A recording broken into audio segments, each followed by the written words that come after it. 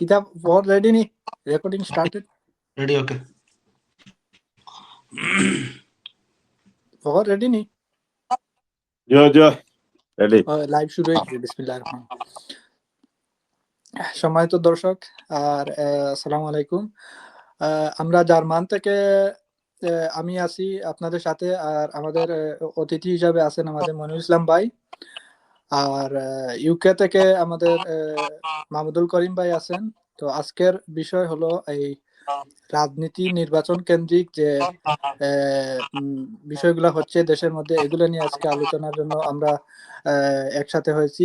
এখন আমরা এই বিষয় নিয়ে একটু গতকালকে থেকে আজকের যতগুলা ইয়ে হয়েছে এগুলা নিয়ে আমরা কথা বলবো। তো শুরুতে মনিরুল ইসলাম ভাই আপনি শুরু করেন। এই পুলিশের ভয়ঙ্কর আক্রমণের কারণ কি, এই বিষয়টা আপনি আমাদের একটু বিস্তারিত বলবেন। বিসমিল্লাহির রহমানির রহিম। ধন্যবাদ ভাই নাজিমউদ্দিনকে অনেক সুন্দর একটা আয়োজন করার জন্য, আমাকে আহ্বান করার জন্য। আমাদের সাথে আজকে আলোচনায় উপস্থিত আছেন সাবেক ছাত্রনেতা, মজলুম ছাত্রনেতা, ইউকে অবস্থানরত আমাদের মোহাম্মদ আব্দুল করিম ভাই। ওনার কাছ থেকে আমরা গুরুত্বপূর্ণ আলোচনা শুনবো। আজকে আপনার যে টপিকটা আমাকে এখানে বলেছেন, পুলিশের ভয়ানক রূপে, আবার ভয়ানক রূপে কেন? আসলে আমরা যে বাংলাদেশ চেয়েছিলাম স্বাধীনতার পর থেকে এখন পর্যন্ত, আমরা কাঙ্ক্ষিত বাংলাদেশটা আমরা এখন পর্যন্ত পাইনি। ভেবেছিলাম 24-এর পর হয়তো প্রত্যেকটি সেক্টরকে রিফর্ম করা হবে, নতুন করে আবার ঢেলে সাজানো হবে, এর মধ্যে পুলিশের সেক্টরটাকে সুন্দর করে ঢেলে সাজানো হবে। কিন্তু আমরা সেই ফ্যাসিবাদী আমলের সেই পুলিশ কর্মকর্তারা এখনো দায়িত্বরত আছেন। কিন্তু আপনি আজকের যে থাম্বনেলটা দিয়েছেন আলোচনার বিষয়টা, নিশ্চয়ই আমি বুঝতে পেরেছি গতকালকের আলোচনা, এই বিষয়টা দেখে হয়তো আপনি খুব আবেগ আপ্লুত হয়েছেন, এর জন্য আজকে এই আলোচনাটা আপনি আনছেন। এটা আমি দেখেছি, আমার কাছে খুব আশ্চর্য মনে হচ্ছে। পুলিশ তো এত আক্রমণাত্মক হওয়ার কথা না, পুলিশ তো জনগণের বন্ধু, কিন্তু যেখানে আক্রমণ হওয়ার কথা সেখানে আক্রমণ করবে। বাট গতকাল যে পুলিশ যে ভয়ানক রূপে আমাদের সামনে আবির্ভূত হয়েছে, এটা আসলে আমাদের নিজের কাছে খুব কষ্ট হচ্ছে এবং নিজের বিবেকের কাছে বারবার প্রশ্ন জাগে, কেন এমন হলো, কেন এমন হলো। আপনার এখানে আমি একটু সম্পূরক প্রশ্ন করতে চাই। তো তার মানে কি এই পুলিশ বাহিনী কি আমাদের নির্বাচনে কোনো ইয়ে করতে পারে, কোনো ধরনের তাদের মধ্যে কি অন্য ধরনের কোনো প্রস্তুতি আছে? আপনার কি মনে হয়? অবশ্যই আমি কালকের যে তাদের যে ভয়ানক আক্রমণ দেখলাম, যদি এই যে ইনকলাব মঞ্চের যে আমার ভাই বোনেরা, তারা এখানে কেন এসেছিল? হাদি হত্যার বিচারের জন্য। হাদি হত্যার বিচার কে না চায়? সবাই চায়, বিএনপি জামাত সব দল চায়, 18 কোটি জনগণ চায়। কেন চায়? কারণ হাদি দেশের পক্ষে ছিল, আধিপত্যবাদের বিরুদ্ধে তার কথা ছিল, সোচ্চার ছিল। সে দেশের একটা রাজনৈতিক আমূল পরিবর্তন করার জন্য আন্দোলন করেছিল এবং রক্ত দিয়েছে, জীবন দিয়েছে। তার হত্যার বিচার কেন হবে না? 24-এর পরবর্তী বাংলাদেশে তার হত্যার বিচারটা কেন হবে না? তারা চেয়েছিল যাতে নির্বাচন তো চলে আসবে, নির্বাচন শেষ হওয়ার পর একটা গভর্নমেন্ট চলে আসবে, এই বিচার নাও হতে পারে। এজন্য তারা চেয়েছিল ইউনূস সরকার থাকতে থাকতে যাতে জাতিসংঘের মাধ্যমে একটি তদন্ত কমিটি গঠন করা হয়। জাস্ট এই দাবিটা ছিল তাদের। তাদেরকে তো আমাদের ভয় দেখিয়ে এখান থেকে সরাইতে পারতেন, কিন্তু এইভাবে আক্রমণ করার তো প্রয়োজন ছিল না। এটা অতিরঞ্জিত, এটা অতিরঞ্জিত। জি জি জি ভাইয়া, তো এই বিষয় নিয়ে আপনার কি মতামত ভাই? মাহমুদ করিম ভাই, আপনার কি মনে হয় বিষয়টা? ধন্যবাদ, ধন্যবাদ সকল দর্শকদের, ধন্যবাদ আপনাকে আমাকে স্টুডিওতে আমাকে আমন্ত্রণ জানানোর জন্য। আর আজকে যে আমাকে যে বিষয়টি বলা হয়েছে যে হাদি হত্যার বিচারের বিষয়, আসলে আপনি একটা জিনিস চিন্তা করেন নাজিম ভাই, যে আমরা এর আগেও দেখেছি যারা ভারত বিরোধী কথাবার্তা বলছে। আপনি দেখবেন যে হাদি ভাইয়ের যতটা ভিডিও আছে এগুলো আপনি একটু খেয়াল করে দেখবেন, তার কিন্তু সব কথা কিন্তু ভারত বিরোধী। সে কেন সে এমনি এমনি ভারত বিরোধী হয়ে গেছে? বা আমরা যারা ভারতের বিপক্ষে আমরা কথা বলতেছি, তারা আমাদের প্রতিবেশী রাষ্ট্র, আমরা কেন তাদের বিরুদ্ধে কথা বলবো? কারণ হচ্ছে একটাই, তারা আমাদের ওই যে উজানে ফারাক্কা বাদ দেয়, তারা ওই যে উজানে আমাদের টিপাইমুখ, সিলেটের টিপাইমুখে তারা বাদ দিয়ে দেয়। এই শুকনার মৌসুমে আমাদের কৃষকরা কোনো পানি পায় না। আবার যখন বন্যার সময় আসে, তখন তারা অতিরিক্ত যে পানি কন্ট্রোল করতে না পেরে ওইটা আমাদের ওইদিকে ছেড়ে দেয়। কিন্তু তারা যদি প্রথম থেকে এই পানিগুলা যদি একটা ন্যায্য হিস্সা দিত, যে নদী প্রবাহের যে স্বাভাবিক যে গতি সেইটা যদি রাখতো, তাহলে তো ওইটা তারাও বন্যার মধ্যে ডুবে না, আমাদেরকেও ডুবায় না। সেজন্য আমরা আসলে এই যে ইন্ডিয়ার বিরুদ্ধে কথা বলি, ওইটা আসলে তাদের বিরুদ্ধে আমরা কথা বলি না, ওইটা আমরা বলি তাদের যে পলিসি, এই পলিসির বিরুদ্ধে আমরা কথা বলি। এখন এক্স্যাক্টলি। আপনারা যদি এই যে হাদির কাছে যান, হাদির যে ভিডিও গুলা দেখেন, সে কিন্তু বেশিরভাগ সময় সেই যে সাম্রাজ্যবাদী বা ইন্ডিয়ার যে মানে এই ধরনের বিষয়গুলা সে বা ফেলানির লাশ, আপনারা জানেন যে ফেলানির লাশ কাঁটাতারের উপরে ঝুলছিল, সেটা কিন্তু ফেলানির লাশ ঝুলে নাই, সেটা বাংলাদেশের সম্মান ঝুলছিল। তো জি, আপনি এগুলা আপনি তো আপনি বলতে চাইতেছেন যে এই উসমান হাদি ভারতের আধিপত্যের বিরুদ্ধে প্রতিচ্ছবি হিসাবে, হ্যাঁ হ্যাঁ, তার আমি মানে আমি এটা একটা পয়েন্ট, আমি কয়েকটা পয়েন্টে আলোচনা করতে চাই। এটা একটা পয়েন্ট যে সে ভারতের বিরুদ্ধে কথা বলতো। তো ভারত কখনো চায় নাই আমার দেশে, আমার জন্মভূমি বাংলাদেশে একজন দেশপ্রেমিক নেতা তৈরি হোক। তারা চায় তারা চায় যে তাদের পা লেহন করা যে নেতা যাতে বাংলাদেশে তৈরি হয়, ওই দল যাতে ক্ষমতায় আসে, তাহলে তাদের ভালো হয়। তারা আমাদের বাংলাদেশে পণ্যের বাজার তৈরি করেছে, সেই বাজারে আমাদের কোটি কোটি ক্রেতা আছে যেগুলা তাদের পণ্য গ্রহণ করতেছে, ওইটাও আমাদের কোনো আপত্তি নেই। কিন্তু কেন, আমার একটি প্রশ্ন, কেন আমাদের মানুষদেরকে আপনারা পানি দিয়ে ডুবিয়ে মারবেন? সেই বিষয়গুলা প্রতিবাদ করেছিল হাদি, তাই হাদিকে হত্যা করার জন্য তারা বিভিন্নভাবে ষড়যন্ত্র করেছে। এখন যদি আমি আপনাকে বলি এখানে রাজনৈতিক ইন্ধন আছে, তাহলে হয়তো হ্যাঁ আপনি হ্যাঁ, আমার কথার সাথে এই জায়গাতে আমাদের প্রশ্ন ছিল ভাইয়া, ওই পুলিশ 5ই আগস্টের পরে পুলিশ প্রশাসন এখনো সংস্কার হয় নাই নাকি? এই আমি পতিত স্বৈরাচারের আমি দোসরেরা এখনো পুলিশের মধ্যে রয়ে গেছে আমি নাকি? আপনার আমি কি মনে পুলিশের হচ্ছে? বিষয় আমি পুলিশের বিষয়ে আসতেছি। তার আগে আমি একটা কথা, আপনি ওই যে ডাকসুর বিপি আছে না, সাদিক কায়েম বলছিল যে অন্ধকারের সব রাজা বাদশাহ, যে নাকি এই ধরনের একটা কথা, রাজা বাদশারা সব তাদের সময় ফুরিয়ে গেছে, কারণ জনতা এখন তাদের বিরুদ্ধে রায় দেওয়া শুরু করতেছে। তো ওই জায়গা থেকে আমি বলতে চাই, ওই যে ঢাকা 8 আসনের সে তো মানে এই যে একজন এমপি প্রার্থী হয়েছিল, এমপি প্রার্থী হওয়ার কারণে ওইখানে আমরা শুনতেছি একজন চাঁদাবাজ নাকি একটা প্রভাবশালী দলের নেতৃত্বে আছেন এবং নির্বাচন করতে দেন, তার কিন্তু সহ্য হয় নাই। সে তাকেও আমি ইঙ্গিত করতে আমি বাধ্য হব যে সে হয়তো এই খুনের সাথে জড়িত আছে।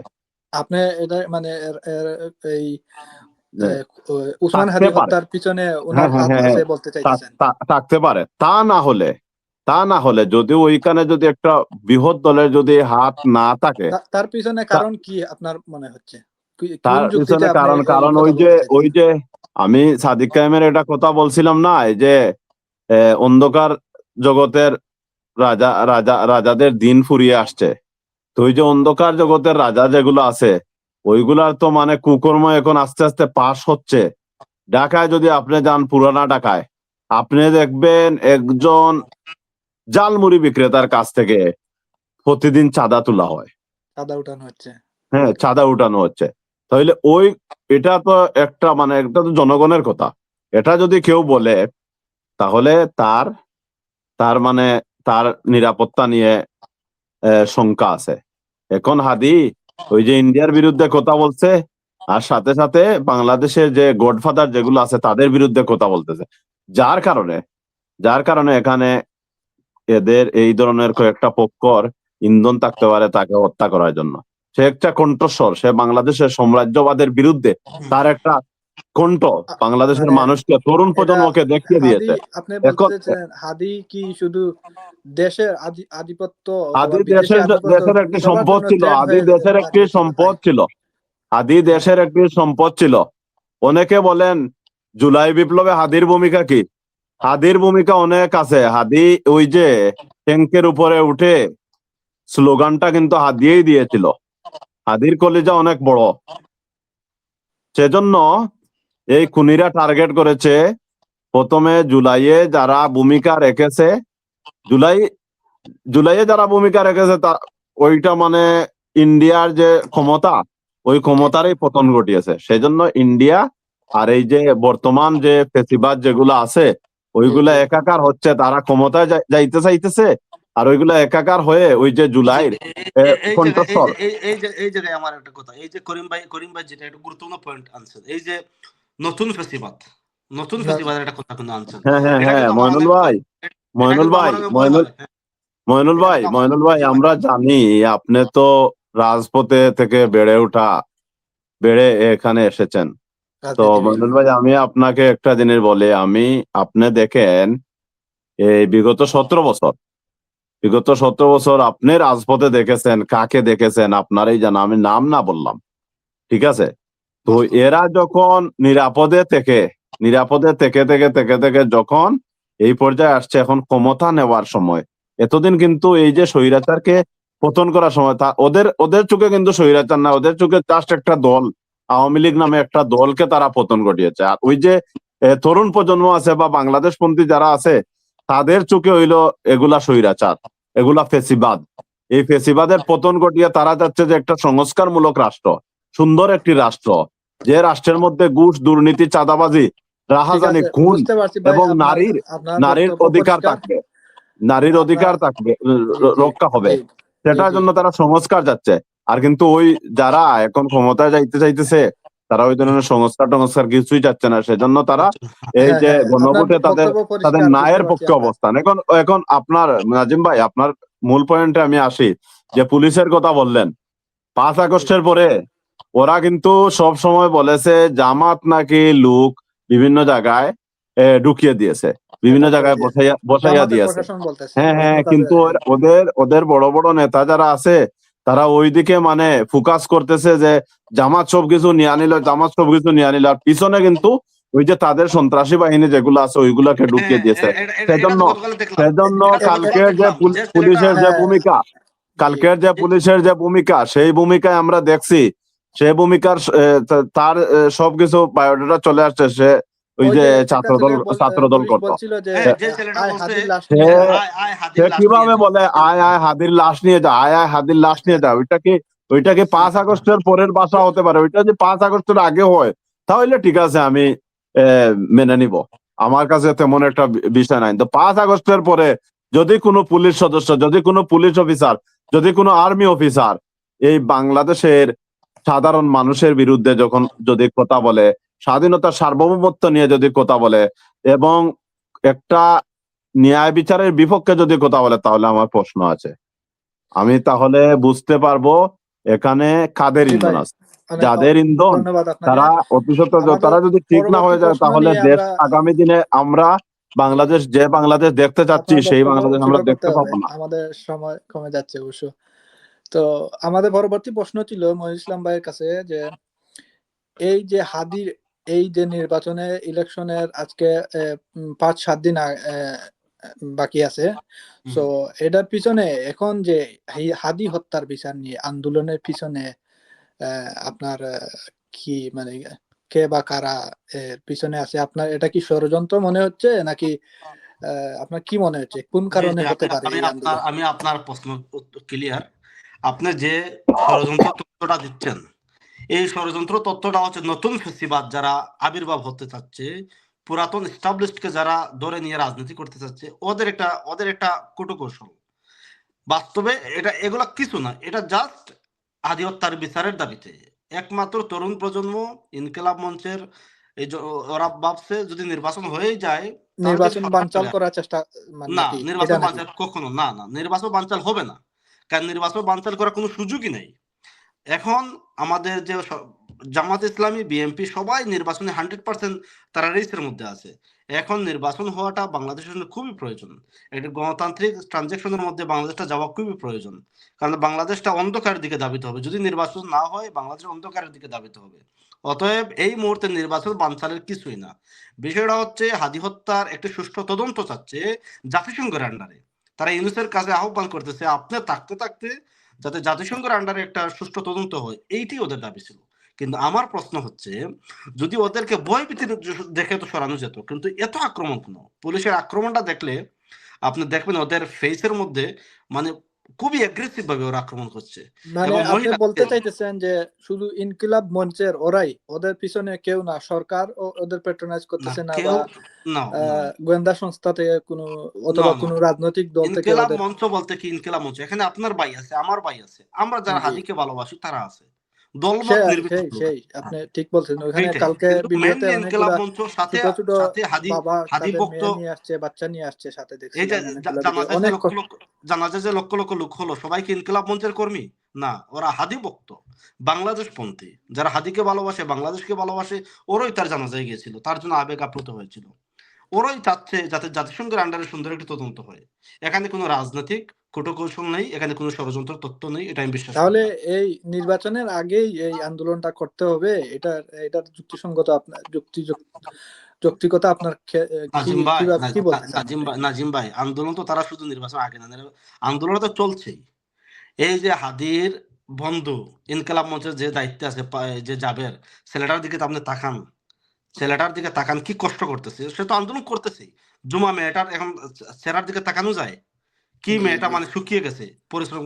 ইনকিলাব মঞ্চের প্রত্যেকটি কর্মীর দিকে তাকাইলে আপনার দেখা বক্তব্য যায়। পরিষ্কার। এখন মাহমুদ ভাই কিছু বলতে চাইতেছেন মনে হয়, কিছু বলবেন এই যে আপনি আন্দোলনের পিছনে কে বা কারা, করিম বা ভাই, আমাদের সরকার, মোহাম্মদ আপনার কি করিম ভাই, মনে আপনি হচ্ছে? নামটা, হ্যাঁ যে মোহাম্মদ করিম ভাই। মোহাম্মদ যে করিম যে ভাই। মোহাম্মদ করিম। এখন এখন কথা হইলো ওইটা না, কথা হইলো যে আপনি বলতেছেন যে ওই যে নির্বাচনের একটা এই যে কথা আসছে না, নির্বাচনের আগে কেন ওরা আন্দোলন করতেছে। জি জি জি, হাদিকে তো আপনারা ওই যে যারা হত্যা করেছে তারা তো নির্বাচনের তফসিল ঘোষণা হওয়ার পরে তো তাকে হত্যা করেছে। তাহলে তাকে যদি তফসিল ঘোষণার আগে হইতো হত্যা করতো, তাহলে আপনি যদি প্রশ্ন করতেন যে নির্বাচন বানচালের জন্য কি তাকে এই মানে আন্দোলন করতেছে, তাহলে আমি মানতাম। তাকে তো হত্যা করা হয়েছে এই তফসিলের পরে। না, তাহলে ওইখানে আমার যান আপনি, প্রশ্ন যদি ছিল নির্বাচন বানচাল কারা এই করতে যাচ্ছে, আন্দোলনের পিছনে যারা তাকে হত্যা কারা, করেছে, কে বা যারা কারা? যারা তাকে হত্যা করেছে, আমরা যদি ধরে নেই তারাই মানে হাদিকে নির্বাচন বানতে, তারা বাংলাদেশকে সুন্দর বাংলাদেশে দেখতে চাচ্ছে না, তারা অন্ধকার জগতে নিয়ে যাইতে চাইতেছে। তো ওই জন্য যে আহ, ওইটা প্রশ্নটা প্রাসঙ্গিক না। আজ আজ থেকে যদি 5 দিন পরে ক্ষমতায় বিএনপি অথবা জামাত যদি ক্ষমতায় আসে, তাহলে কি ওই হাদির বিচারটা গুরুত্ব দিয়ে দেখবে? তাদের কাছে অনেক অনেক অনেক অনেক না, জামাতের পয়েন্ট চলে আমির, আসবে। আমিরে জামাত, উনি তো ওই হাদির বিচার জামাত করবেন, এই জামাত কথাটা আস- উনি জামাত আসলে সংবাদ সম্মেলনে বলেছেন। জামাত জামাত যদি ক্ষমতায় আসে, তাহলে এখানে একটা আশা করা যায় বিচারটা হতে পারে। কিন্তু কিন্তু যদি বিএনপি ক্ষমতায় আসে, তো তারা কি ওইটার বিচার করবে? মোটেও না, তারা কখনো না। তারা তারা মনে তারা হচ্ছে বল না। তারা ওইটা মানে মানুষের মুখের ভাষায়, মানুষের আচরণে সবকিছুই বোঝা যায়, ওইটা বলতে হয় না। নাজিম ভাই, ওটা বলার কোনো প্রয়োজন নাই। ওইটা বিএনপি যদি ক্ষমতায় আসে, আপনি 100% ধরে নেন হাদির হত্যার বিচার হবে না। হবে তারা না, হবে তদন্ত না। করবে না। তদন্ত এই যে সাগর রুনির তদন্ত রিপোর্ট আছে না, কয়েকশো বার পিছাইলো, তো ওইভাবে শুধু পিছাইবে। তার ওইটা মানে আরেক আপনি সরকার বলতে আইসাও চাইতেছেন ওইটা হাদি হত্যার বিচার ওই হাদি ওই যে আমি প্রথমে বললাম সাগররুনি হাদি। হত্যার মতো জি জি জি জি। এই মানে হুম। হ্যাঁ ইতিহাসের হ্যাঁ পাতায় হ্যাঁ হ্যাঁ, যদি চলে যাবে যদি ওই জন্যই। কোনো হত্যা যদি রাষ্ট্রীয় একটা রাষ্ট্রের সাথে যদি সংশ্লিষ্টতা থাকে কোনো হত্যার, তাহলে ওই হত্যার এই মানে তদন্ত রিপোর্ট বের হয় না। এটা মানে একেবারে আমি হয়তো আমার কথা আপনি হয়তো মানতে বুঝতে পারেন অথবা নাও নাও পারেন, জি, তো বাস্তবতা হচ্ছে ওইটাই। এখানে হাদিকে হত্যা করা হয়েছে, নিশ্চয় কোনো বড় ষড়যন্ত্র ছিল। কারণ তাকে কেন হত্যা করা হইবে? নির্বাচনের এই যে তফসিল ঘোষণার পরে সে একজন প্রার্থী, সে একজন শক্তিশালী প্রার্থী। এই যে ঢাকা 8-এ মানে সে একজন শক্তিশালী প্রার্থী ছিল, জুলাই বিপ্লবের অন্যতম সহযোদ্ধা। তা সে এই সময়ে সে একজন শক্তিশালী প্রার্থী ছিল। তো এই যে আগ্রা আগ্রাসী আহ, যে সাম্রাজ্যবাদী যারা আছে জি, তারা শেষ করতে এবং হবে। এবং এবং যে নতুন যে ফেসিবাদ জন্ম নিচ্ছে, ওরা মিলেমিশে এই হাদিকে হত্যা করছে। যার কারণে আজকে হাদির তদন্ত রিপোর্ট বের হচ্ছে না, যার কারণে আজকে হাদির বিচার হচ্ছে না। ওইটা মানে এই যে হাদির আপনি হত্যার যদি পরে এই যে ডাইরেক্ট বিড়ালের বেনিফিশিয়ারি তো কাছে এই ঢাকা 8-এর এখন এই হাদির ওই প্রার্থী। বিচারটা ওইভাবে, হাদির বিচারটা ওইভাবে হবে। ওই যে বিড়ালের কাছে যদি এই মাছ পাহারা দিতে দেন, তো যারাই যেভাবে হত্যা হবে করলো, এটাই বলতে চাইছেন, যারা হত্যা করলো তাদের কাছে বিচার চাওয়ার তাদের মতো কাছেই হয়ে যায়। যদি ওইটা মানে নির্বাচনের পরে বাংলাদেশে যদি বিএনপি ক্ষমতায় আসে, তাহলে বিএনপি কিন্তু ইন্ডিয়ার সাথে তাদের যে মানে সম্পর্ক ওইটা জি, তারা রক্ষা করবে। যার কারণে শেষ ইন্ডিয়া করতে যদি হবে। তাকে হত্যা করে, ইন্ডিয়ার যদি তাকে হত্যা করে তাকে, বা ইন্ডিয়ার ইন্ধনে যদি হত্যা হয়, তাহলে ইন্ডিয়া প্রথমে বলবে এই ধরনের বিচার টিচার এগুলার দরকার নেই, ওইগুলা তদন্ত রিপোর্ট ফেলে দেন। জি, আর ওইগুলা মানে মানুষ কত ইয়ে করবে। যে কোনো একটা এই যে আছে, একটা নর্মাল একটা ইয়ে, যে কোনো মানুষ যদি মারা যায় তাহলে তার সুখ এই যে 2-2.5 মাস থাকে, এর বেশি না। যত সময় যাবে ঠিক ঠিক ঠিক। এই যে জি, রাজনৈতিক পট পরিবর্তন হবে, একটার পর একটা ইস্যু আসবে, ওই হাদির ইস্যুটা কি প্রাসঙ্গিক থাকবে? সেটাই যদি স্বাভাবিক, এটা বাংলাদেশে হ্যাঁ দৃষ্টান্ত আছে এটা। বাস্তব হ্যাঁ হ্যাঁ বাস্তব হ্যাঁ, তো বিষয়টা। ওইটা এখন তারা চাচ্ছে ধন্যবাদ তাদের ভাই। তারা আমরা তারা সময় স্বল্পতার কারণে আমাদের অন্য টপিকে চলে যেতে হচ্ছে। আমাদের জাতীয় রাজনীতি নিয়ে আজকের আলোচনার পরবর্তী টপিক আমরা হাদির প্রসঙ্গের পরে আমাদের প্রধান রাজনৈতিক দল বিএনপি ও জাতীয়তাবাদী দল আর জামাতে ইসলামীর মধ্যে তো প্রধান তারেক জিয়াকে আমিরে জামাত উনি ডিবেটের জন্য আমন্ত্রণ জানিয়েছেন। তো আমাদের প্রশ্ন, তারেক জিয়া আজকে 2 থেকে 3 দিন যাবত ওই প্রশ্নটা কিন্তু সোশ্যাল মিডিয়াতে ঘুরতেছে, কিন্তু তারেক জিয়া থেকে কেন এত অনীহা, এই ডিবেটটা কেন হচ্ছে না? আপনার কি মনে হচ্ছে মনির ইসলাম ভাই, আপনি যদি বলতেন এই বিষয়ে। আহ অত্যন্ত গুরুত্বপূর্ণ টপিক, এটা খুবই আলোচিত আজকে দেখেছি। এটা নিয়ে অনেকেই কলামিস্টরা লেখছেন।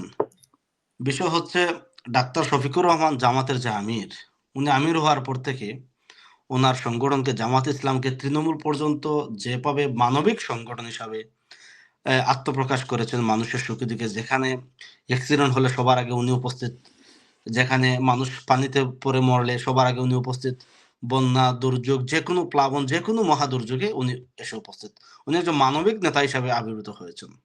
তারেক জিয়া ছিলেন দেশের বাহিরে দীর্ঘ 17 বছর, উনিও নির্যাতিত ছিলেন, দেশের বাহিরে ছিলেন। ডাক্তার শফিকুর রহমান অসুস্থ মানুষ, জেল জুলুম অনেক কিছু হওয়ার পরেও উনি বাইপাস সার্জারি, তারপরে উনি যেভাবে সারা বাংলাদেশকে টেকনাফ থেকে তেঁতুলিয়া এক প্রান্ত থেকে অপর প্রান্ত সফর করতেছেন, নির্বাচনী একটা আমেজ জনগণকে কানেক্টিভ করতে পারছেন। এখন প্রশ্ন হলো, ডাক্তার শফিকুর রহমান আহ্বান করেছেন তারেক জিয়াকে ডিবেটের জন্য।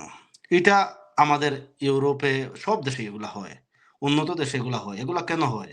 যাতে দুইজন প্রার্থী প্রকাশ্য আসলে জনগণের স্বার্থে, জনগণের জন্য, দেশের স্বার্থে কার কি চিন্তাধারা আছে, কার কি জনগণকে দেওয়ার মতো আছে, এগুলা আলোচনা হলে জনগণ ক্লিয়ার বুঝতে পারে আপনার আইডিয়া কি, অমুক দলের আইডিয়া কি। এখন যদি আমি আমি এখনো হাল ছাড়ি নাই, আমি এখনো আশাবাদী। তারেক জিয়া উনি ইউকের মতো দেশে দীর্ঘদিন ছিলেন। ইউকে এগুলা হয়, এগুলা সচরাচর, এগুলা নর্মাল প্র্যাকটিস ওদের রাজনৈতিক দলের মধ্যে। আমি এখনো আশাবাদী উনি ডাক্তার শফিকুর রহমানের আমন্ত্রণে উনি সাড়া দিবেন এবং দেশের স্বার্থে দুইজন ডিবেট করবেন। কিন্তু একটা যে ভয় হয়, এজন্যই ভয় হয়, ডাক্তার শফিকুর রহমান যেভাবে এই যে তাদের যে পলিসি কিছুদিন আগে যে তারা অনুষ্ঠান করলো দলের যে ইশতেহারগুলা, এই নির্বাচনী ইশতেহার। ইশতেহারের যে বিষয়গুলা, হ্যাঁ, যে বিষয়গুলা এনেছেন, এই বিষয়গুলা যদি ডিবেটের মধ্যে তারেক জিয়ার সাথে আলোচনা করে, তাহলে তারেক জিয়া তো আলোচনা করার মতো কিছু নাই। আমি তো বিএনপির ম্যানিফেস্টোর মধ্যে এগুলা কিছু দেখি না। ওরা সেই মান্দাতার আমলের মতো আওয়ামী লীগ যেভাবে 10 টাকা কেজি চাউল খাওয়ানোর একটা ধান্দা ফিকির আবিষ্কার করেছিল, জি।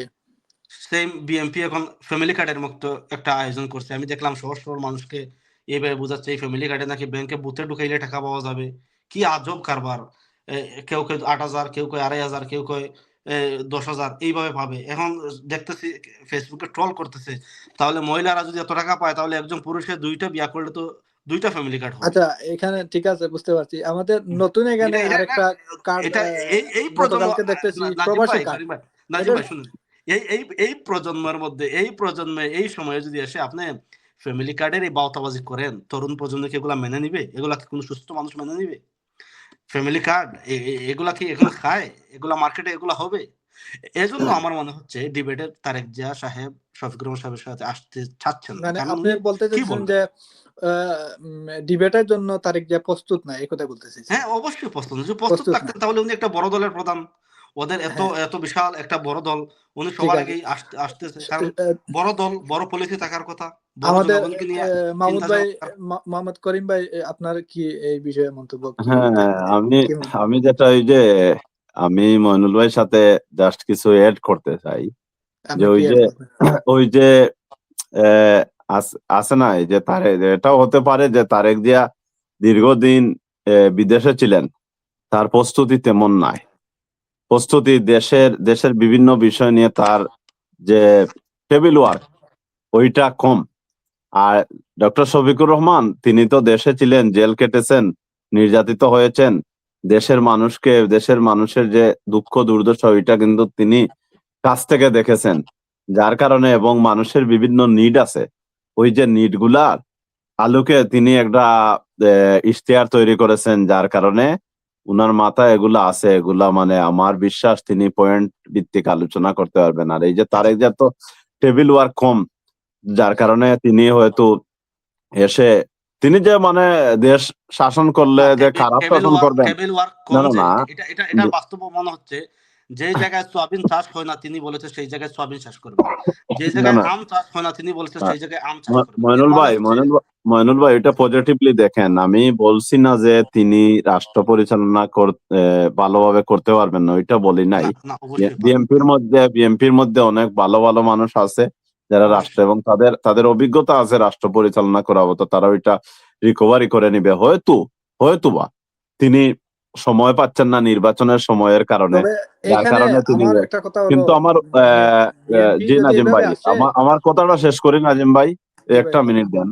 তো যদি আহ, তিনি যদি আসতেন ডিবেটে, তাহলে আমাদের বাংলাদেশের যে রাজনীতির একটা কালচার ছিল, ওই কালচারটা মানে এই যে আগের অতীতের যে কালচার, নোংরা কালচার যেগুলো, ওইগুলা ভেঙে যেত।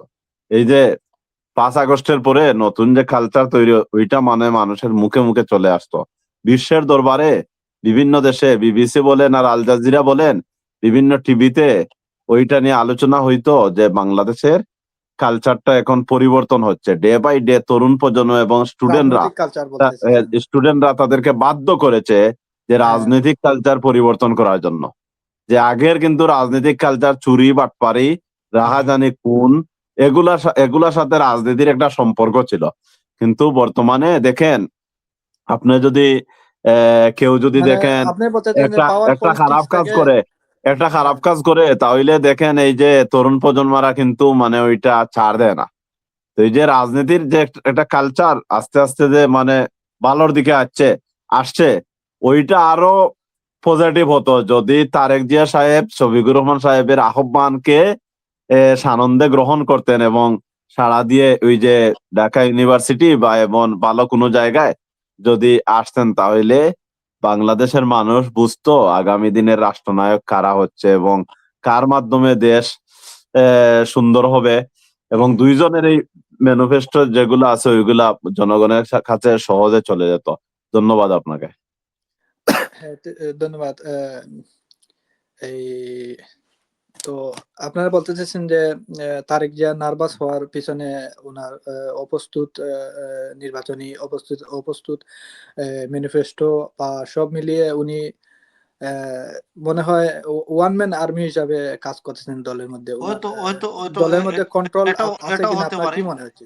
এটাও হতে পারে, আবার অহংকার হতে পারে। বড় দল, অহংকার, বড় বড় দল দল। হয়তো কেউ না না মইনুল ভাই, আগে আমি আপনার কথা ডিসএগ্রি করলাম। বড় দল এখন ওই যে আগের যে নির্বাচন ছিল, নির্বাচনে যে মানে না না না তথাকথিত যারা ক্ষমতায় আমি আছে আমি তাদের আমি আমি ওইটা এটা আমি এটা বোঝাতে পাঁচ চাচ্ছি না। আগস্টের পরে ওইটা শেষ।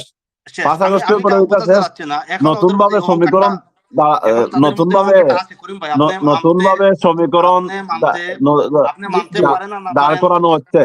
হ্যাঁ, আমি আপনার কথাই সঠিক। জামাতে এখন যারা ইসলামের বড় দল, আপনি এখন মানতে আপনি পারেন না মানতে পারেন। হবে জামাতে ইসলামও বড় দল।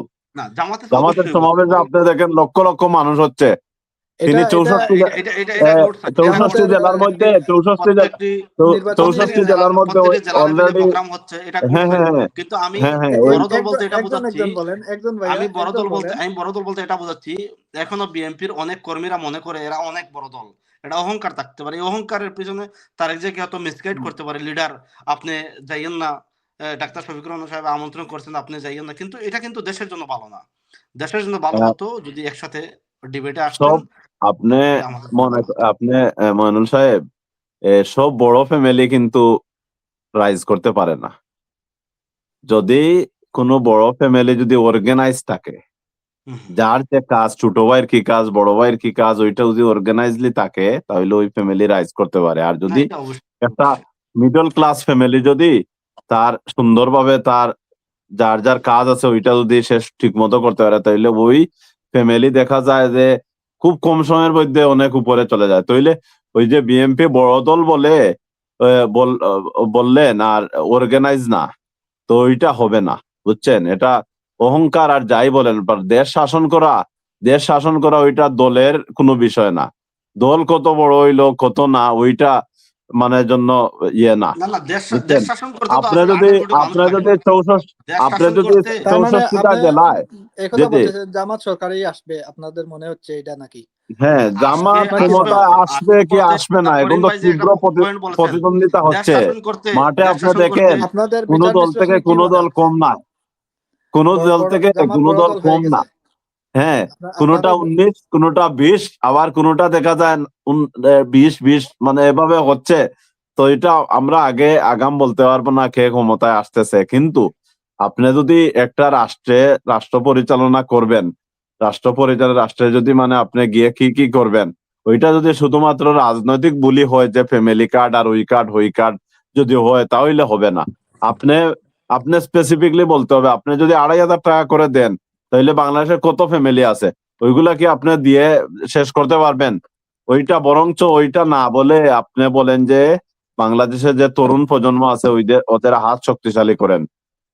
আপনি ওইটা বলতে পারতেন যে আমরা বৃদ্ধ ভাতা দেব, আমরা যাদের কর্মসংস্থান নাই, যাদের একটা এইজ হয়ে গেছে, তাদের জন্য আমরা ওইটা দেবো। এটা মানবিকতার দিক দিয়ে এটা বলতে পারেন। তো তরুণ প্রজন্মকে আপনি কেন ভিক্ষা দিবেন? তরুণ প্রজন্ম ভিক্ষা যদি আপনি হাতে তুলে দেন, তাহলে একটা দেশ day by day Kenya, Niger, এই আফ্রিকান কান্ট্রির মতো চলে যাবে। আপনি তরুণ প্রজন্মকে মানে স্ট্রিক্টলি কথা বলবেন যে আপনি একজন 25 ইয়ার্স এর একজন যুবক, আপনি কাজ করতে হবে। আপনি কি কাজ পারেন ওইটা করতে হবে। আপনাকে কাজে যদি এই যে ইউকেতে যদি আপনি কাজে যদি না যান আর ওই যে বেনিফিট ক্লাইম টাইম এগুলা যদি করেন, তাহলে মানে সরকার টাকা নিয়ে আপনাকে কাজ দেওয়ার জন্য বলে আপনি কাজে যান, আপনার শুধু দৌড়াবে। তো ওইভাবে যদি মানে কাজের জন্য দৌড়ায়, তাহলে তরুণ প্রজন্মের কাছে যদি কাজ চলে আসে, তার যদি জব থাকে, তাহলে তার সেলফ ডিফেন্স যেটা ওইটা থাকে, তাকে আর মানে হীনমন্যতায় ভুগতে হয় না। তার চিন্তা থাকে আমার মাস শেষে আমার একটা টাকা চলে আসবে, আর বিনিময়ে রাষ্ট্র তার কাছ থেকে একটা মানে সার্ভিস পেল। নেতার হ্যাঁ, পিছনে বা দলের পিছনে এগুলোর পিছনে আর দৌড়ানো লাগবে না। দৌড়ানো লাগবে নির্বাচন না। আসবে, নির্বাচন আসবে যে কোনোভাবেই হয়, যে পদ্ধতিতে হয় একটা নির্বাচন হবে, মানুষ তার ভোটের দিন গিয়া ভোট দিবে। এই যে এবার দেখেন, আমি মনে করি জামাতের এই আন্দোলনের ফসল প্রবাসীদের ভোট, এরা পোস্টাল ভোটের মাধ্যমে ভোট দিয়া দিছে। এই যে চাকরিজীবী আছে তাদেরকে পোস্টাল ভোটের মাধ্যমে ভোট দিয়ে দিচ্ছে, সবাইকে মানে ভোটের আওতায় নিয়ে আসছে। যে ওইটা যদি মানে এভাবে যদি হতো তাহলে উন্নত বিশ্বের মতো মানুষ ভোট আসতো, ভোট গুলা দিয়া দিত, একটা আমেজ তৈরি হতো। ঠিক আছে, বাংলাদেশের মতো তবে দেশ এবছর একটা আমেজ হইতো। ভোটের আনন্দ মানুষ কিন্তু আমরা সোশ্যাল মিডিয়াতে যা দেখতেছি, মানে জনগণ কিন্তু আনন্দের সহিত ইলেকশনের হ্যাঁ, হ্যাঁ, প্রচার তখন প্রচারণায় অংশগ্রহণ করতেছে। আনন্দের সহিত হচ্ছে। আবার আপনি দেখেন মারামারি হচ্ছে, খুনাখুনি হচ্ছে। এই যে শেরপুরের ঘটনা আছে না, শেরপুরের ঝিনাইগাতি উপজেলায় যে ঘটনাটা ঘটলো, এটা তো মানে একটা এটা তো ভালো ভালো প্রশাসনের ইঙ্গিত না, এই ভালো অনুষ্ঠানটা ইঙ্গিত না। প্রশাসনের তারপরে ওই যে প্রশাসনের অনুষ্ঠান ছিল। পরবর্তীতে এইগুলা টেকেল দিতে গিয়ে জি, একজন মানুষ তার মানসিক এবং তার শারীরিক মানে চাপ সহ্য না করতে পারে, ওই প্রার্থীটাও মারা গেল। তাহলে হ্যাঁ, লাভটা কি হইলো? করিম সাহেব, যে করিম প্রার্থী ভাই, যে বিএনপির এই যে এই বিএনপির এই প্রার্থী অনুষ্ঠান তো আক্রমণ করলো, সে যদি এমপিও হয়ে যায়, তার কি মানসিক শান্তি সে পাবে? সে যদি মানুষ হয়ে থাকে, তার যদি বিবেক থাকে, তাহলে সে মানসিক ভাবে শান্তি পাবে না। দুইটা মার্ডার এবং দুইটা খুন আমি বলবো, এবং এ দুইজন মানুষ সাধারণ কোনো মানুষ না, এরা সমাজ পরিবর্তন করার মতো মানুষ। যে কোনো দলের সভাপতি, সেক্রেটারি আপনি একটা সমাজকে পরিবর্তন করে দিতে পারে। আপনি ওই ধরনের দুইজন মানুষকে খুন করলেন, একজনকে মানসিক ভাবে শারীরিক ভাবে কষ্ট দিয়ে মারলেন, আর একজনকে সরাসরি আপনার দলের লোকেরা এই লাঠিসুটা দিয়ে মেরে ফেললো। তো ওইটা কোন ধরনের? ওইটা তো আফ্রিকার জঙ্গলি রাষ্ট্র যেগুলো, ওইগুলা হয়। এগুলা বাংলাদেশে হবে কেন? বাংলাদেশে এত ইউনিভার্সিটি আরে আছে, ভাই, এত ভাই, এগুলা তো কলেজ আছে, এত এগুলা তো দলে মারছে, বাট শিক্ষা এগুলা তো প্রতিষ্ঠান আছে, এগুলা মানুষ প্রশাসনের। করিম সাহেব, আমাকে বলতে দেন, এগুলা তো প্রশাসনের অনুষ্ঠান, প্রশাসনের সামনেই ঘটনা ঘটছে। তাহলে আপনি তো নিরপেক্ষ নির্বাচন কেন আশা না, করবেন? আমি প্রশাসনের দোষ আমি 100% দেব না। প্রশাসন তো আনছিল ভালোর জন্য। তারা একটা মানে সবকিছু শুনবে সবার কাছ থেকে, কার কি ম্যানিফেস্টো, এগুলা শুনবে। তার মানে ওইটা নাকি যে আপনি আরেকজনের গায়ে হাত তুলবেন? আরেকজনের গায়ে তো হাত তোলার অধিকার আপনাকে কেউ দেয় নাই। আপনি যে অনেক বড় নেতা হতে পারেন, আপনি আগামী নির্বাচনে আপনি ক্ষমতায় চলে যাবেন, আপনি বুঝতেছেন। যদি এটা হয়ে থাকে, তাহলে তো আপনি গণতন্ত্র বা নির্বাচনকে বৃদ্ধাঙ্গুলি দেখালেন। আপনি কেন? আপনি কি জানেন আগামীকাল আপনি পাশ করবেন কি ফেল করবেন? তাহলে তো মানে বোঝা যায় যে আপনি নির্বাচনের সময় পেশি শক্তি ইউজ করবেন, আপনি প্রশাসনকে বৃদ্ধাঙ্গুলি দেখাচ্ছেন। তো এটা হবে কেন? তো ওইটার দায়ভার কিন্তু প্রশাসন ওই তো যে ওইখানে আমি ওইখানে বলছি না যে আমি বিএনপি কে দোষছি না, কিন্তু ওইখানের যে ঘটনা ঘটছে আমি বিস্তারিত দেখেছি। ওইখানের ঘটনায় বিএনপির প্রার্থী দায়ভার এড়াতে পারেন না। তিনি তার কর্মীদেরকে উনি কন্ট্রোল কেন আলটিমেটলি করতে পারেন ওইটা না? ওই বেনিফিশিয়ারি, ওই বিএনপির প্রার্থী, মানে যেটা মানে তিনি আমি উপলব্ধ মনে করি হচ্ছে যে তিনি উনি হত্যার উনি দায়ে এটার দায়ী। ফসল মানে ভোগ আমি করবে। হ্যাঁ, হ্যাঁ, আমি মনে করি তিনি এই হত্যার সাথে তার মানে তার যে ভূমিকা, তার ভূমিকার কারণে সে দায়ী থাকবে। কারণ সে তার দলীয় নেতা কর্মীদেরকে সে সরাতে পারে নাই। সে যদি নির্বাচনের আগে তার দলীয় নেতা কর্মীদেরকে সরাতে পারে নাই, তাহলে নির্বাচনের পরে সে যখন এমপি হবে, তার ওই দলীয় নেতা কর্মীরা এই ওইখানে স্থানীয় লেভেলে কি করবে? ওইখানে কি মানুষ বিচার পাবে? প্রশাসন কি নিরপেক্ষ থাকবে? প্রশাসন কি জনগণের জন্য কাজ করবে? নির্বাচনের কথা বাদ দিয়ে দিলাম, নির্বাচনের পরে যে শান্তিপূর্ণ একটা পরিবেশ যখন বিরাজ করবে, তখন উনার মাধ্যমেই জনগণের যে ন্যূনতম যে চাহিদা আছে, ন্যূনতম যে অধিকারটুকু আছে, উনারা কি হরণ করবে না? অবশ্যই আমি মনে করি উনারা হরণ করবে। সেজন্য উনি দায় এড়াতে পারেন না। আহ, আচ্ছা, আপনার বক্তব্য পরিষ্কার। আহ, আমরা আহ, প্রায় 40 মিনিটের মতো আমাদের অনুষ্ঠান হয়ে গেছে। তো আমরা শেষ দিকে, অনুষ্ঠানে প্রায় শেষ দিকে চলে আসছি। তো শেষ বক্তব্যে মনিরুল ইসলাম ভাই, আপনার কাছ থেকে 5 মিনিটের ভিতরে আপনি শেষ করবেন। নির্বাচন হবে কিনা আপনার কি মনে হচ্ছে? এত নির্বাচন, জি, ধন্যবাদ করিম ভাই, অত্যন্ত গুরুত্বপূর্ণ কিছু আলোচনা রাখছেন। নির্বাচন হবে কিনা, এটা নির্বাচন হবে। আমি আপনি এখন পর্যন্ত আশাবাদী? আমি 100% শিওর নির্বাচন হবে। তবে আপনি বলতে পারেন এই নির্বাচনে কার কি ভূমিকা থাকতে পারে। কার কি ভূমিকা থাকতে পারে। প্রশাসন আমি চাইবো প্রশাসন নিরপেক্ষ ভূমিকা রাখবে, কিন্তু এখন পর্যন্ত নিরপেক্ষর আমি কোনো লক্ষণ দেখতে পারতেছি না। প্রশাসন টোটাল একদিকে ঝুঁকে যাচ্ছে, আমি যেটা দেখতে পারতেছি। আমি চাইবো প্রশাসন প্রত্যেকটি সেন্টার ভিত্তিক যে তারা টার্গেট নিয়েছে সিসি ক্যামেরা আওতাধীন প্রত্যেকটি সেন্টারকে আওতাধীন আনবে এবং প্রশাসন নিরপেক্ষ ভূমিকা রাখবে। এখন এই নির্বাচনে আমাদের ভূমিকা কি থাকতে পারে, আমাদের তরুণ প্রজন্মের ভূমিকা কি থাকতে পারে, এখানে নিয়ে আমার কয়েকটা আলোচনা আছে। আমার অত্যন্ত গুরুত্বপূর্ণ যে বিষয়টা হচ্ছে, এই নির্বাচনে অন্যতম একটা ফ্যাক্টর হচ্ছে তরুণ প্রজন্ম। কারণ এই তরুণ প্রজন্ম যারা আমাদের বয়সে, আমাদের এইজের, ওরা কিন্তু ভোট দিতে পারেনি। এই জন্য আমি আহ্বান করব তরুণ প্রজন্মকে, দেশকে সুন্দর করে সাজাতে হলে, আপনার আমার আগামীর প্রজন্মের জন্য বাংলাদেশকে সুন্দরভাবে গড়ে তুলতে হলে কোনো রাজনীতি করার প্রয়োজন মনে করি না। যারা রাজনীতি না করেন না, দল নাও করতে পারেন, কিন্তু আপনারা চাইলে এই নির্বাচনে বলিষ্ঠ ভূমিকা রাখতে পারবেন। এই প্রত্যেকটি তরুণ প্রজন্ম যদি নিজের আত্মীয় স্বজন, নিজের ফ্যামিলি আত্মীয় স্বজনকে সুন্দরভাবে বোঝাতে পারে, এই ফ্যামিলি কার্ড, এই কার্ড, সেই কার্ডের বাউতাবাজি, এটা যদি সুন্দর করে বোঝাতে পারে, আর গণভোটের জন্য, গণভোটের পক্ষে, হার পক্ষে যদি ভোট ক্যাম্পেইনটা করতে পারে, তাহলে বাংলাদেশ এমনিতেই পরিবর্তন হয়ে যাবে। আমি আশাবাদী তরুণ প্রজন্ম খুবই সচেতন। অনেক তরুণ প্রজন্ম ইনবক্সে আমাকে হ্যাঁ ভোটের পক্ষে ওরা নিজ থেকে বলতেছে। এজন্য আমি আশাবাদী তরুণ প্রজন্মরা এই নির্বাচনে এটা অবশ্যই অন্যতম ভূমিকা রাখবে। জি আমি আশাবাদী, কারণ তরুণ প্রজন্মকে নিয়ে আমি কখনো হতাশ নই। কারণ জি যারা জগদ্দল পাথরের মতো বিশাল একটা স্বৈরাচার সরকারকে পতন করতে পারে, ওরা এই নতুন স্বৈরাচার আর নতুন ফ্যাসিবাদ, এরা ওদের কাছে কিছুই না। এজন্য আমি তরুণ প্রজন্মকে বলবো, তোমাদের রক্তে এখনো পাওয়ার আছে। এই রক্তের পাওয়ারটাকে কাজে লাগিয়ে বাংলাদেশ গড়ার জন্য সবাই ঐক্যবদ্ধভাবে আমরা আসি, গণভোটের পক্ষে, হার পক্ষে আমরা ভূমিকা রাখি এবং নির্বাচনকে সুষ্ঠু রাখার জন্য আমরা যার যে জায়গা থেকে সবাই ভূমিকা রাখবো বলে আমি আশা করি।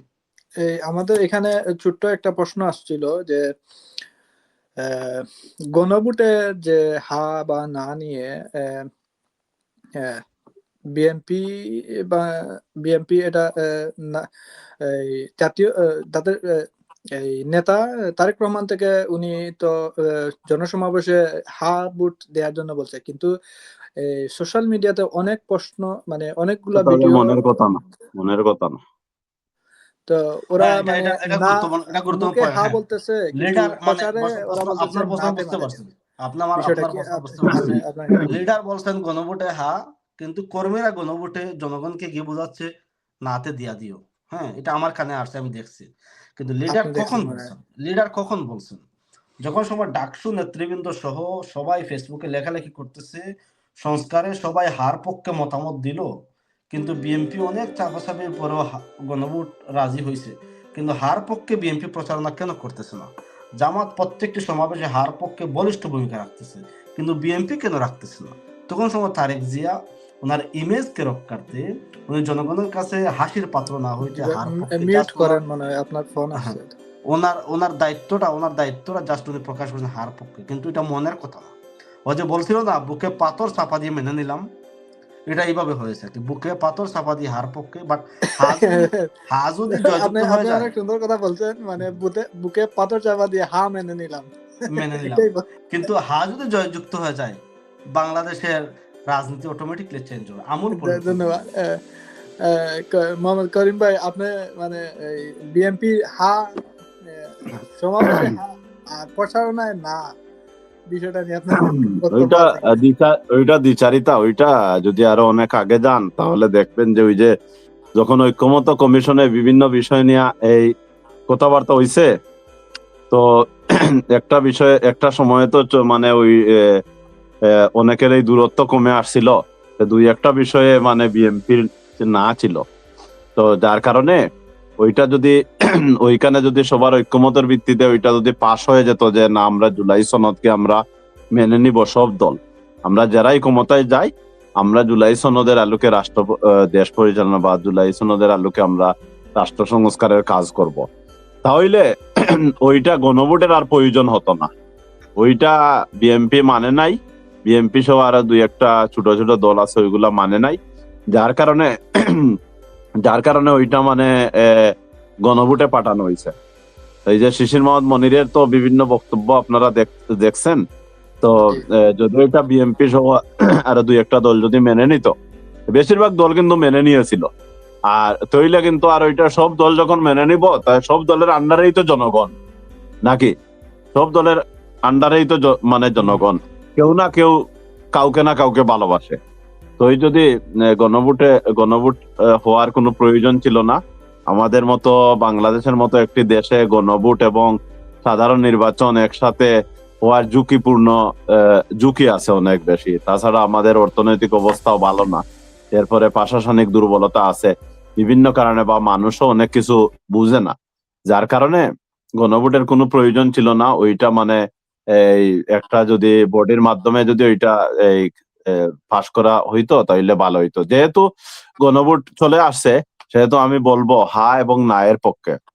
ওই যে বিএনপি বুকে চাপড় বুকে পাথর চাপা দিয়ে মেনে নিয়েছে, তো ওইটা হচ্ছে বিএনপি অনেক আগেই নার পক্ষেই ছিল, কারণ তারা জুলাই সনদকে বাস্তবায়ন করতে চাচ্ছিল না।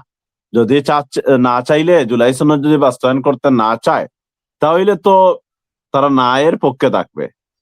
তারা চাচ্ছে যে পুরানা বন্দোবস্তের মাধ্যমে রাষ্ট্র পরিচালিত হবে, নতুন ভাবে রাষ্ট্র সংস্কার করার কোনো প্রয়োজন নেই, তারা সেইটাই চাচ্ছিল। কিন্তু আইনের শাসনের পরিবর্তনের হওয়া দরকার আছে।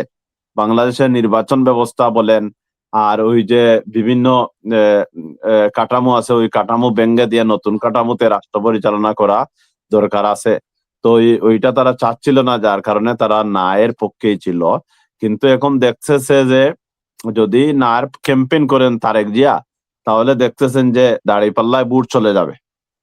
তো এই দাঁড়িপাল্লার ভোট ঠেকানোর জন্য তিনি হায়ের পক্ষে অবস্থান করেছেন। ওইটা ওনার আচ্ছা মনের কথা এখানে না, আমার ওইটা সম্পূরক প্রশ্ন। ওনার তো মনের কথা না। ওই শেষ ওই মুহূর্তে হায়ের উনি সাথে ওই হায়ের পক্ষে হায়ের এসে সাথে উনার এই কি লাভটা কি হলো? প্রতীকের একটা কানেকশন আছে হ্যাঁ, নাজিম ভাই। প্রতীকের ওই হ্যাঁ হায়ের এখানে সাথে, ওই হা নায়ের সাথে প্রতীকের একটা কানেকশন আছে। যদি অবশ্যই বিএনপি অবশ্যই, হ্যাঁ হ্যাঁ অবশ্যই। বিএনপি যদি নায়ের পক্ষে যদি তারেক জিয়া ক্যাম্পেইন করতো, তাহলে বিএনপির ভোট মানে 2 ভাগের 1 ভাগ কমে যেত, ওই ভোটটা দাঁড়িপাল্লায় পড়তো। এই বুঝছেন? তরুণ তবে আমার প্রজন্মের মনে হচ্ছে ভোটটা না কিন্তু যে চলে যেত। এটা যে তরুণ প্রজন্ম, সত্যি আপনি বলতেছেন, ঠিকই বলতেছেন যে তরুণ ভোটটা প্রজন্ম চলে যেত, কিন্তু কিন্তু তরুণ প্রজন্মের এইগুলা ভোটটাকে আকৃষ্ট করার জন্য, দামাচাপাকে তরুণ কিন্তু প্রজন্মের মেনে ভোটটাকে নিবে না আকৃষ্ট ওরা। করার জন্য শেষ ওদের পর্যন্ত হার পক্ষে আছেন, না, কিন্তু মানুষ কর্মীরা তো হার অলরেডি পক্ষে নাই। বুঝে ফেলছে, মানুষ অলরেডি বুঝে ফেলছে যে ওটা তাদের মনের কথা না। তো মানুষ হায়ের পক্ষেই ভোট দিবে। এই হ্যাঁ ইনশাআল্লাহ। হা এবং নার ক্যাম্পেইন আমি মনে করি এই মুহূর্তে এখন খুব বেশি জরুরি না, কারণ মানুষ ওইটা ডিসিশন নিয়ে নিছে, মানুষ হার পক্ষে ভোট দিবে। আর পক্ষেই আপনি দেখবেন, ইনশাআল্লাহ ইনশাআল্লাহ। সবাই চাচ্ছে 13 তারিখ, সংবিধান পরিবর্তন 13 হোক। তারিখে যদি আপনার সাথে আমার কথা হয়, যদি কথা হয়, তাহলে আপনি ওইটা লিখে রাখেন। হা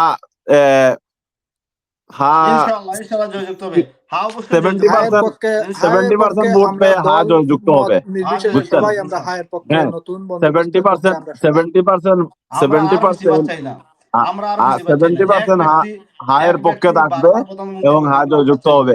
আর আপনি ওই যে এক ব্যক্তি আরেকটা হ্যাঁ প্রশ্ন করলেন না নাজিম ভাই, ওই যে এই প্রশ্নটা হচ্ছে যে নির্বাচন হবে কিনা। আমি এই 12 তারিখ সকাল পর্যন্ত আমি কনফিউশনে আছি নির্বাচন হবে কিনা। তবে নির্বাচন হওয়ার সম্ভাবনা 90% হতে পারে। এই যদি এখানে বিএনপি জামাতের সাথে যদি কোনো ধরনের ব্যাড বিহেভ করা হয়, তাহলে নির্বাচন হয়তো না হতে পারে। কারণ এই মুহূর্তে নির্বাচনের জন্য প্রধান 2 প্রতিদ্বন্দ্বী জামাত এবং বিএনপি। সেজন্য এই যে ওরা 2 দলকেই মানে সমান গুরুত্ব দিয়ে প্রশাসন আগাতে হবে। নতুবা আর যদি কেউ যদি কোনো ইন্ডিয়ার প্রেসক্রিপশনে পড়েন, তাহলে নির্বাচন হবে না। এবং তো এই 2 দিনের খেলা নির্বাচন তো বাকি না রয়েছে। হলে ওই যে কি একটা ধরনের গান আছে পরিস্থিতি না, আসতে পারে আপনার ওই কি যে মনে একটা হচ্ছে? একটা গান আছে না, খেলা যে চলছে কোন লেভেলে। ওই যে লেভেলটা যদি আপনি বুঝেন না, বা রাজনীতিবিদরা যদি বুঝে না, তাহলে নির্বাচন হবে না। সেজন্য এই 2 দিন চোখ কান খোলা রাখতে হবে। এই 2 দিন অনেকেই আছে বিভিন্ন ধরনের ষড়যন্ত্র করবে। বাংলাদেশে বিভিন্ন টার্ম কার্ড আছে, বিভিন্ন ইস্যু আছে।